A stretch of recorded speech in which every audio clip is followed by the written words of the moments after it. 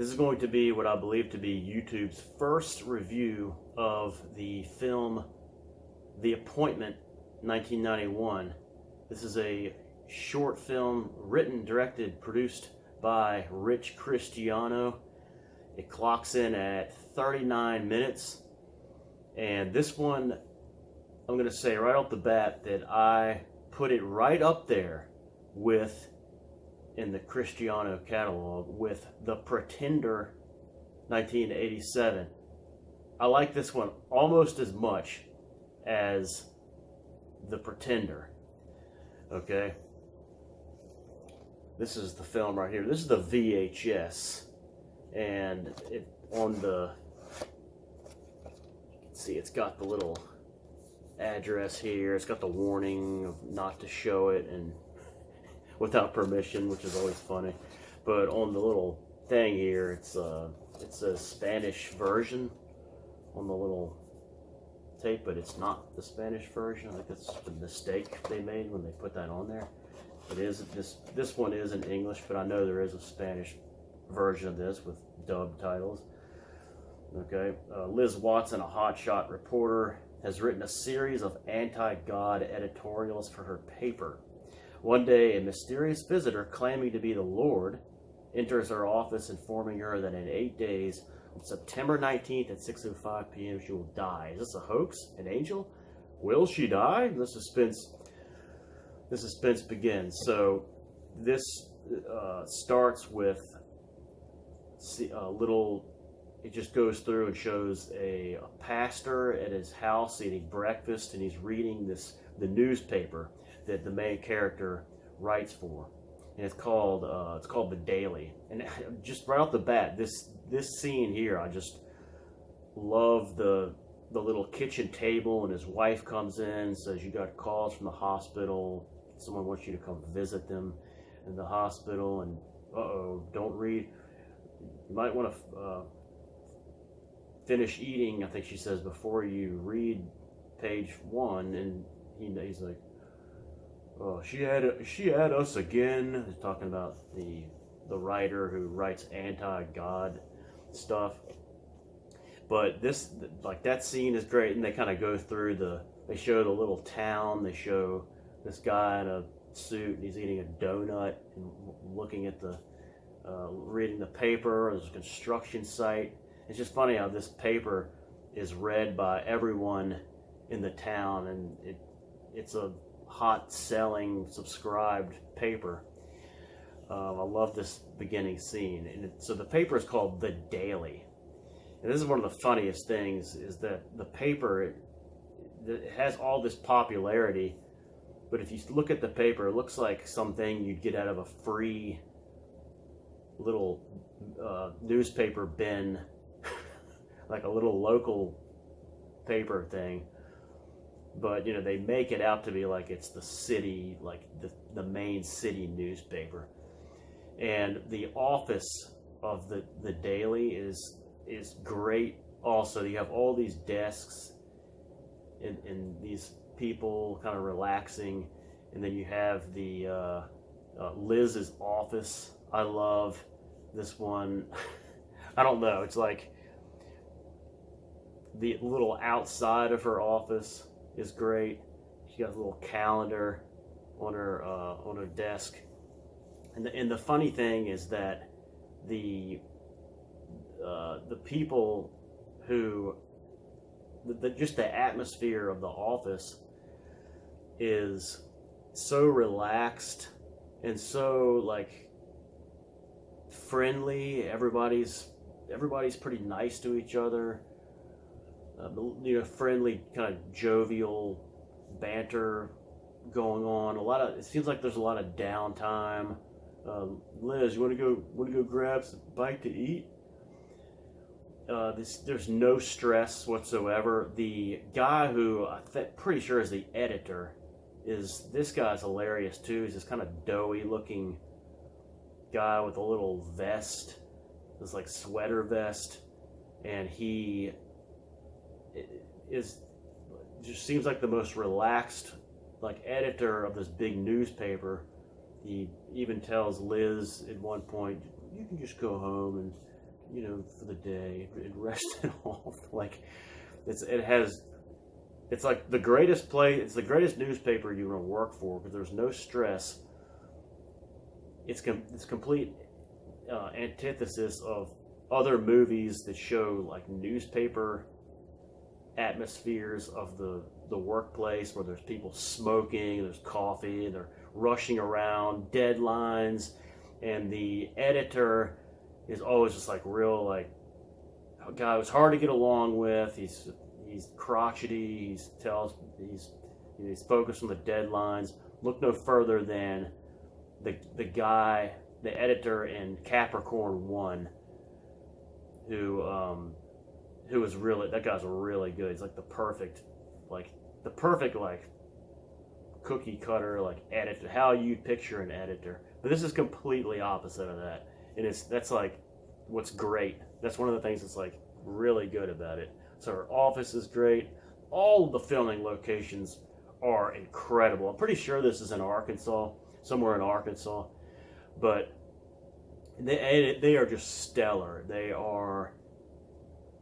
I just love it's supposed to be mid-September, and it looks like mid-September. So this is why this film, I watch it every September 19th, or try to right at that date. Or if I can't, a little before it, because some of it takes place before September the 19th, the day that the angel tells her that she's going to die at 6:05. So you go through this thing with the people reading the paper about her kind of blasting the church hypocrites, and then it goes to a Waffle House. I mean, you have to love that. She shows it like a quick scene of a Waffle House, a point of view of the angel guy, whatever he's supposed to be, who gives her the message, and you see it. You get the point of view, and the waitress, she's got the little Waffle House tag on her shirt. Will there be anything else, sir? And then that's when he goes to the newspaper office, and strangely, you have she's taking phone calls from people complaining. Like, why would you even take phone calls from random people? Like, when you're at work at a newspaper, and then just letting people stroll into the office and to go up to her desk and just waltz into her office to talk to her. It's just like, it's hilarious. But you get the POV of the guy, and then he goes into her office and he says, I have a message. It's from the Lord. And her reaction to that is one of the best parts of early on in this movie. Lord who? The Lord Jesus Christ. And you just has this reaction, like she's trying not to laugh. Like, how did I get into this film? And then he says you need to make sure you're right with the Lord, because you're gonna die on that day. She thinks he's just a wacko.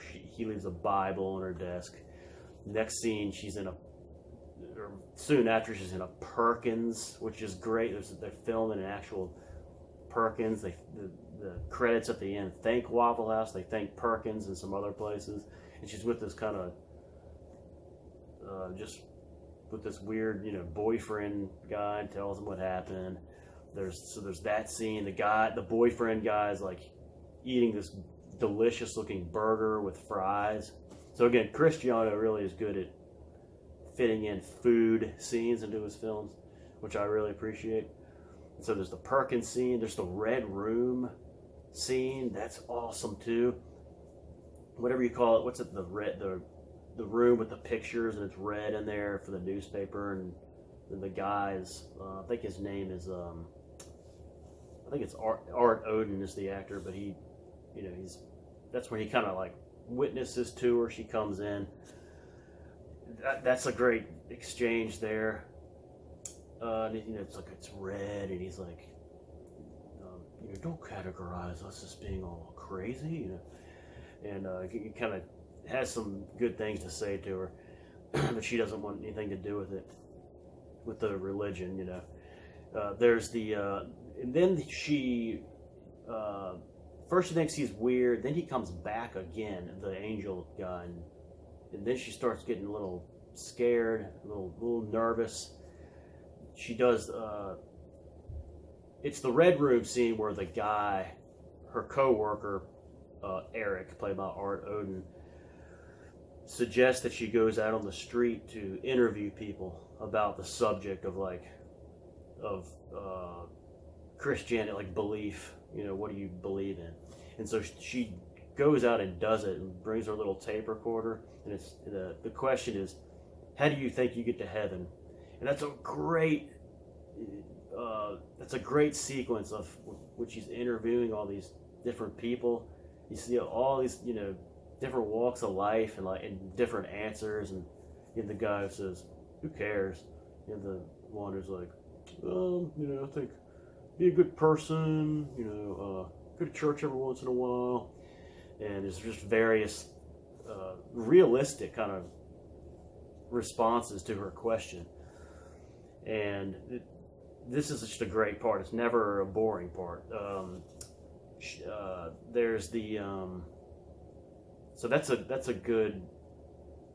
really really intriguing sequence. And then they go to the different scene, the different places where these are filmed. Just out in that little town, it's all outside, like even a little construction site and stuff. But just the different faces are just really funny. But you have then she starts having these like weird brushes with death. Like she sees a cemetery and she's thinking, the day's coming up, and she's taking every day. She takes the calendar, and it's like September 16th. It's getting closer. She's getting worried. She's trying to convince herself, no, stop thinking about this. This is stupid. The guy's just a whack job.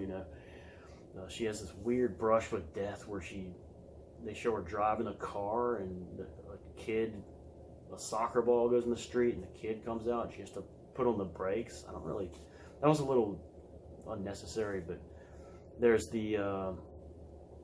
a little subplot with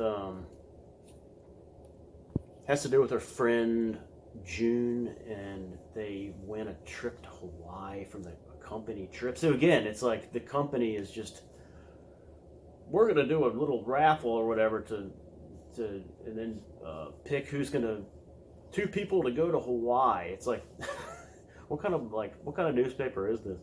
But there's the subplot that where Liz, the main character, and her friend June win the trip to Hawaii, and then it gets pushed up, I think, to September 19th. That really scares her because she's seeing something on the news about a plane that crashed and people died, and she's like, maybe that's how I'm going to die, in a plane crash on September 19th. And she cancels the trip, but the friend is just terrible. She comes to her house at night, and we won the trip. She's wearing this like hula thing. It's just so unrealistic, but it's great. I love it. That's at Liz's house. So even like the little scene at Liz's house is good. I like that too. The editor, the guy was really funny. He's not in it much, but why don't you just take the rest of the day off, Liz? Like, just crazy. But like and then I love the actor that, I'm not sure the actor's name, the character name or the actor name, but this guy, like, he's kind of trying to hitting on her, like Liz, and at first, one time you see him saying, "Hey Liz, want to grab a bite?" Or no, the first time you see him, he's, "Hey Liz, how about dinner tonight? I've got it all planned out." And she wants nothing to do with him. Then he comes back to her desk, I think on September the 19th. She's all stressed out. "Hey Liz, want a bite? Want to go get a bite to eat? My treat." Like, I love that guy. He's great. He's persistent with it, even though she doesn't like him. She's going out with some other guy, but the guy who's hitting on her is like, he's cooler than the boyfriend. But so that guy's great. So the cast anyway: Karen Jo Breer. Okay, so Karen Jo Breer is Liz Watson, and I'll just show you a picture. And so that's her on the cover there. Yeah, there you go. And I gotta say, like, this is a good. That is a pretty good casting job by whoever did the casting for this. Like, that's a pretty good find. She might be the best looking actress in the entire Cristiano catalog. I mean, I'm thinking she's got to be. She's just very attractive. Most of the people in these movies are, are kind of unattractive. Like, especially in this movie, a lot of just kind of unattractive people, but she's really stands out. Maybe it's because of the rest of the people, but she just has a really nice features. The only one I can think of in the Cristiano catalog that might be like, give her a run for her money as far as just looks would be Crystal Robbins, who played Dana in The Pretender in 1987. Real natural looking, full brunette, really nice face. Those would probably be my top two in the Cristiano catalog of actresses. But yeah, Karen Jo Breer, that's like, and you'd think she'd be in something else. As an actress, she's all right in this. I mean, I talk about how she kind of almost cracks up a little bit in one scene, like doesn't seem to be taking it seriously, but she really didn't do anything. She didn't act in anything. She had a couple like casting department roles in some small films, but really nothing. And then most of the rest of the cast was also never in any other film. And given that, they did a fairly good job of acting for the only time that they ever acted. So you have Art Odin as Eric, and he just has this familiar face, but this is the only film he's ever been in. It seems like he would have been a good person to bring back into like other Cristiano films. Like, he would have been the perfect kind of, the good clean cut guy, serious, and that he's this guy. I just like his character. And then Leslie Basham plays June, her best friend at the Daily. I didn't like her very much. Fairly attractive though. Wes Llewellyn is in this. He's one of the persons interviewed on the street, and he's worked on a lot of Cristiano films as far as like in technical stuff. Like the cinematography, he's done a lot. You see his name in a lot of these movies. And I think he's only acted in a couple, like this one, and I think he may have been in Into the Harvest, like, a little, no lines or anything, but a couple films he's been in. You have Jack McAney is back, so Jack McHaney. So Jack McHaney, so he's the blonde-haired young guy. He's interviewed. He's one of the interviewed people. He's the guy. He's wearing like a baseball cap. How do you get to heaven when you die? I don't really think about that. Well, you're gonna die someday. I'm 22, and so that was his response. That's his only little scene in the film. But he was in a film I watched last week called Crime of the Age, which I talked about, 1986, and he's the lifeguard. Yeah, he's the lifeguard in that. He's in The Pretender. He's the guy in 1987. He's the guy who kind of gets into a scuffle with Keith on the football field, and then Keith befriends him at the end. You see him hanging out with the four, hanging out with Keith and his two friends at the end. He was also even in the Daylight Zone, another one of the short films, Cristiano films, as a soldier. He's really tough to pick out in that film, though. I'll be watching that soon. I'm going to try to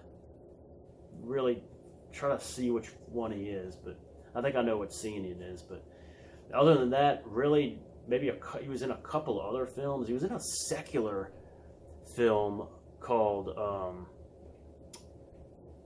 Legal Briefs, 1993, which is like about a strip club. It has Ron Jeremy in it, so that's really weird to see him, like, his name involved with something like that. It's one of his only films. The rest pretty much in nothing. You have, I want to say Laura Huckabee might be it's an older woman who is in an interview. Her response is something like, be good, follow the 10 Commandments or something. But I know she was in, I know that woman was in Second Glance, 1992, but I'm not sure what her. She may not have been credited in this film. She may not have gotten a credit because the Laura Huckabee that's credited in this is not shown on IMDb as being in Second Glance. But there's someone in this movie that should be credited here. Okay, I have to look that up. It's the woman who's doing yard work in Second Glance, but it's definitely her. Don Irvin. Who is Don Irvin? So he's in this. He's not in anything else. So Don Irvin. Okay, so he's another guy. He was in. I think his name is Don Irvin. There's a guy that's an interview in this who was in The Pretender. He's the guy who's in the Christian bookstore that Keith asks, "Excuse me, sir, which one of these Bibles is the one that Jesus preached out of?" The guy looks at him like. So that guy is in this movie, but I'm not sure what his name is. If I had to guess, it might be the Don Irvin. You have Jim Lively does the voice of the angel. I don't know who Jim Lively is, but this is the only thing he's ever been in. Antrim Gates, what is interviewed early. He's a guy who was a student in Second Glance. So he was in Second Glance, 1992. And then there's Antonio Giles is the guy who gives the good answer, like the correct answer. And his is real powerful because it's she plays the tape back of his answer, and it's the real like biblical answer of how do you get to heaven. He says it really really well, for someone who is just asked off the cuff the question. But that guy did a good job of delivering that line, which is kind of supposed to be really the crux of getting the point home to the viewers, it's like the gospel message. So that guy was really good. You had Antrim Gates. Julian Garcia was the kind of Hispanic looking guy with the U.S. Coast Guard, the tight T-shirt. And then Rich Cristiano himself, I added his name to IMDb because he was not credited, but he's listed now as an uncredited because I added his name there, and I put car mechanic. I don't know if he was really a mechanic, but you see him with the hood up on a car. He's got like a backwards hat, I think, and there's no dialogue because there's just music playing, but Liz walks up to him and asks him directions, I think. And then you see him, but it's definitely him, and IMDb has not taken that down yet as a credit, so thanks for doing that. So I think, so then you have the ending to this is, I'm not going to I don't want to give it away, but it's not really what you would think would happen, but whatever, it gets the point home, and I do like the ending. It does have some fairly good suspense. I think the time is perfect, the 39 minutes. The time of year to watch this is great. I just always look forward to it. It's a once a year must watch. I did watch it twice this year, and I definitely want to do it twice again next year because it's just a real all the sceneries, the filming locations, a lot of different actors, a lot of unintentional humor in this. So this is just right up there. I think the art gallery scene is hilarious. There's an art gallery scene after the mayor dies, and that's the first thing that gets into Liz's head about starting to kind of think about mortality when she hears the mayor maybe had a heart attack and just died. And she's surprised, and she's goes to this art gallery thing. She has some kind of assignment there. But that scene is hilarious. Just the dialogue of random people in there, you see these two people mumbling about a painting, and I don't see how you get the and like it's just so like unrealistic. And then you have these people talking about, see, chiropractor, we do more than just the backs. And it's like I don't know how they wrote this up to, like, they were trying to make natural conversations, show natural conversations of people just in regular walks of life, but it came off so unnatural. And then you have people talking about the mayor dying, and yeah, I think the next mayor's got to go to, he's got the clout, he's got the prestige, and like it's a short scene, but I love that scene. So every single scene in this film is like is just quality, like watching. It's like there's no, like, I can't think of like a weak scene in this that's like you can miss. It's just 39 minutes, pound for pound. One of the top Cristiano films to watch. The Pretender is just a little bit above it, but this is definitely number 2 on my rankings list. So, The Appointment, 1991, and I know it's backwards, but anyway, there's a scene of the Red Room right there. So Art Odin, right there, talking to Karen Jo Breer, the actor. So yeah, check this one out. It's free on YouTube. It's just it's just comfort food. It's just a comfort food type of viewing, and there are some serious, like, like good messages in it too. But just like just a relaxing, like, some of the scenes you're like, this is strange, but it's definitely give it a chance. The Appointment, 1991, and hopefully there'll be more reviews of this on YouTube. I mean this sincerely. I love this film, guys. All right, see you for the next one. Speaking of comfort food, maybe make an omelet here. All right, later.